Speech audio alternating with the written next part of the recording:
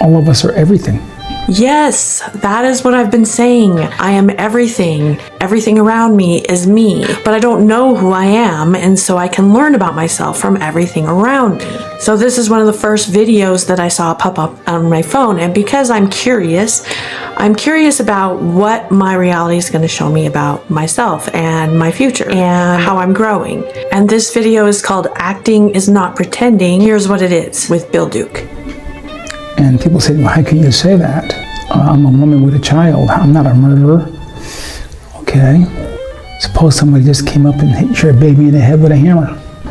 What would you call your response to that if you pick that hammer up? No one's saying you're a murderer. No one's saying you're anything, but you're everything.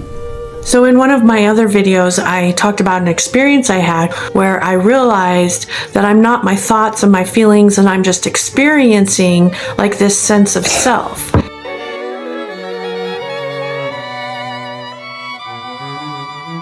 The other day, I was at the dentist on nitrous oxide, and I always take advantage of these opportunities. And as I was laying there, I was like, oh yeah, I forgot. I'm not who I think I am. I'm not this body, this personality, these thoughts. I'm the one who experiences. I'm seeing through these eyes. And then I also realized how I had become so attached to who I thought I was. And so I truly wasn't who I thought I was, and that everyone else was just like me. They weren't really who they thought they were.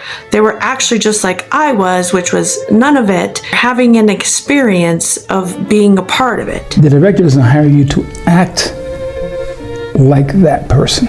The director hires you to become that person. And that's something that most people don't understand about acting. Acting is not, that word is annoying because it means you're pretending. Acting is not pretending. Acting is becoming. It's surrendering to the spirit of whatever that character you're describing is.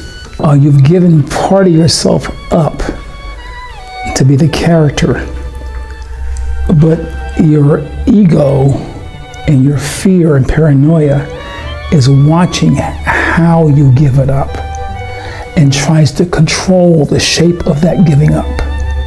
Now, when he talks about the surrender, what this is doing is it's making sense of the dream that I had. Because again, the dreams are showing me about myself and my reality, and they come true.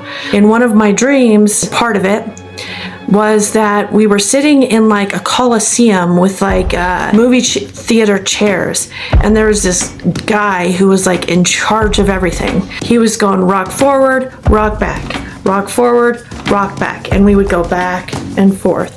And we had left leg out, and I would kick off the chair in front of me and then like kind of fly in the air and fly back to my seat, kick off with that same leg, right?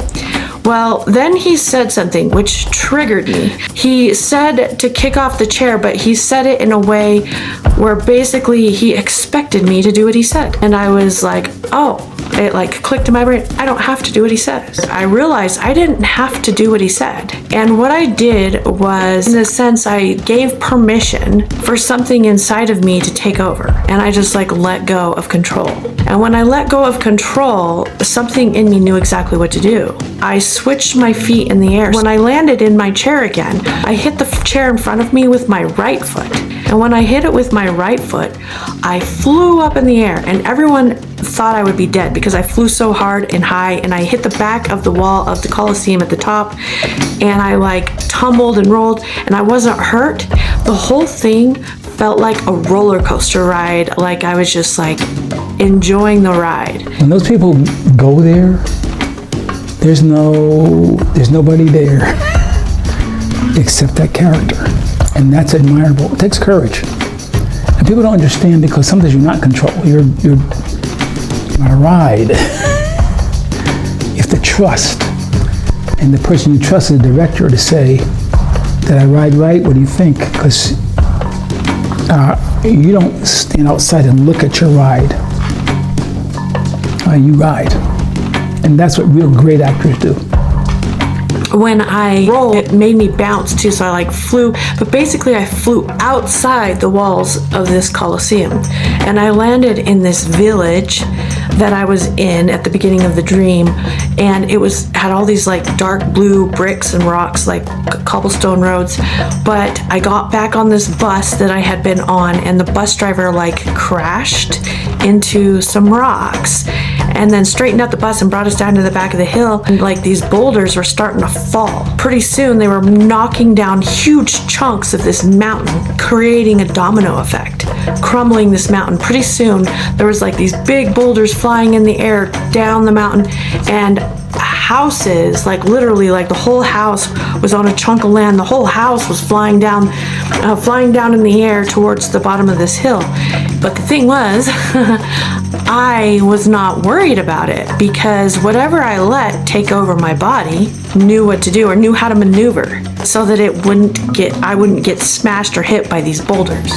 So when he's talking about acting, this is really making me think that you can be any character that you want to be, because the character that you are is not actually who you are. It's just who you're playing in this movie of life. And that if you surrender that ego part that thinks you have to be this certain person, you can step into a new role in your life.